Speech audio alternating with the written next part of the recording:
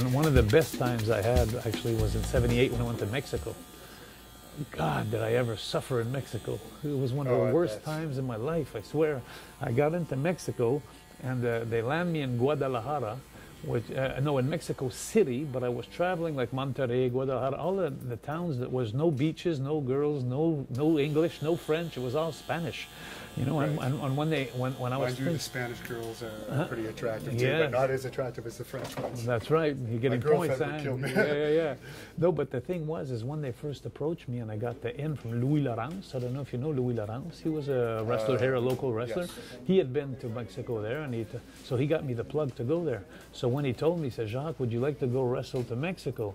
I was thinking Acapulco, I was thinking, you know, the palm trees, and I was thinking, but when I landed in Mexico City in the business area, and no one spoke English and French, and they came in and picked me up at the airport, and they brought me into a house where they keep different people, you know, like the only thing that separated me from the next room beside it was a curtain. Right. And it was like, and they didn't speak my language, and my father had told me, don't go. And just because my father told me don't go, I went. That's the kind of relationship I had with my dad. But and I'll tell you the bad things, and I'll tell you the good thing. And the bad things was, as you know, everywhere you go wrestle in Mexico, they're higher in altitude. Mm-hmm. So you learned to have better cardio? No, not for a while. Every night I'd go in the ring, I was blown up. I didn't have any air. It's like the hockey players going to Salt Lake City or something like that, you know. And so from Monday to Friday, I'd be on the road in a bus for 8 hours in the morning, traveling by mountains and going up to the next city where the guys on the bus kayfabed me. They boycotted me because I was in another country, and they didn't want me to take somebody else's job. So it was a clique there. So your name didn't help you? Not at all in Mexico, not at all. So I was actually not well looked at over there. So I was sitting on my own seat, and I didn't drink beer. You know, I wasn't doing nothing. So I wasn't one of the boys. Right. You know, and so I didn't speak Spanish. So I was by myself completely. And when I'd come back to Mexico City, I remember one day I found a restaurant called Super Leche, which was the big glass of milk. Right. But when I got in the restaurant, it was English and Spanish menu. I freaked out. So I was eating there every time, but I was eating there Saturdays and Sundays only because Monday we were back on the road again, doing the loop for 5 days. Right.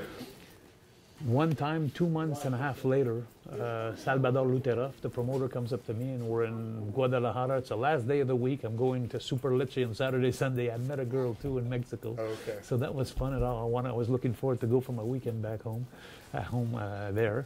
And the owner of the business, Salvador, came to see me. He says, Jacques, he says, you're not going back to Mexico this weekend. He says, you got to go run up the steps in the arenas. You know, so I wasn't going home, you know, to 2 days where I had some English, so I could speak to this girl in English. You know, and I was losing it, you know, and that was the time where I jumped on the bus where I wasn't supposed to, and I just skipped down. I went back to Mexico, I picked up my things, and I told myself then, I said, my dad was right.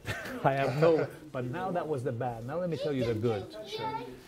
When you're in the ring in Mexico, I was specialized a lot in tag team also. They don't make tags in Mexico.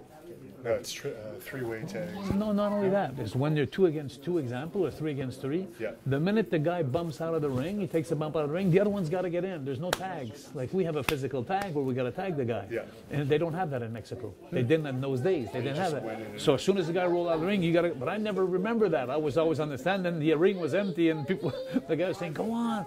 And so I learned, like you said, a faster pace. Yeah. The other things too is that's where I learned to do my backflip.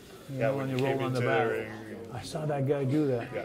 And when I came back to Montreal, like in the spring, I went to also Kansas City, but I finished in Mexico. And when I came back in the spring, and the first time the fans in Montreal saw me do that, when I do the backflip on the guy and I give my drop kick, that's when I could say the first time in my career, I moved up like a step.